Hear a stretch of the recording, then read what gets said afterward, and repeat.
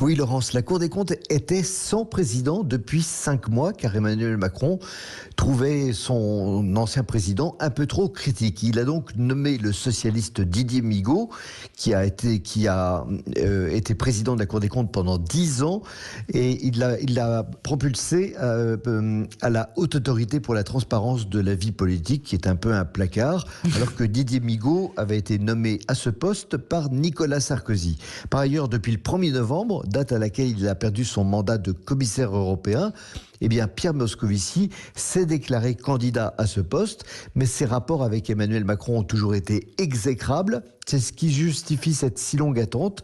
Et c'est Alexis Collère, l'ancien directeur de cabinet de Pierre Moscovici à Bercy, aujourd'hui très proche collaborateur d'Emmanuel Macron, eh bien, qui a fait en sorte que son ancien patron puisse accéder à la présidence de la Cour des comptes. Oui, d'accord. Alors, toute la question maintenant, Yves, est de savoir si Pierre Moscovici sera un bon président, finalement, de cette Cour des comptes. Écoutez, d'abord, il faut rappeler que ce que c'est que la Cour des comptes. Oui. Cette très vieille institution située rue Cambon, pas très loin du siège historique de Chanel, elle est l'expert comptable et le commissaire aux comptes de l'entreprise France. Ses membres, qui sont souvent des énarques, font des rapports à la demande des députés ou bien des pouvoirs publics sur des organismes dont on pense qu'ils ne sont pas toujours très bien gérés. Et puis, chaque année, surtout, la Cour des comptes rend un très gros rapport sur la manière dont est géré l'État. Et Didier Migaud, son ancien président, ne s'était jamais privé d'écrire que la France d'Emmanuel Macron dépensait trop et s'endettait dangereusement. Mais ce rapport n'était pas politique, il était purement comptable et très étayé. Le problème, c'est que ça ne plaisait pas du tout à l'Élysée. D'accord. Bon, alors Pierre Moscovici sera peut-être plus modéré dans ses commentaires.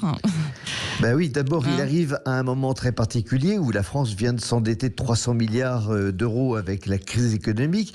Et puis, on a dû lui faire comprendre qu'il n'était pas le mieux placé pour donner des leçons d'orthodoxie financière. Ouais.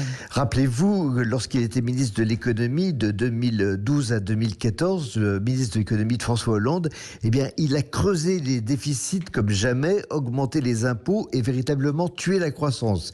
Si bien qu'en fait, en le nommant à la Cour des comptes, Emmanuel Macron s'est acheté la paix de ce côté-là. Et d'une certaine manière, c'est bien dommage, car notre pays compte de moins en moins de contre-pouvoirs.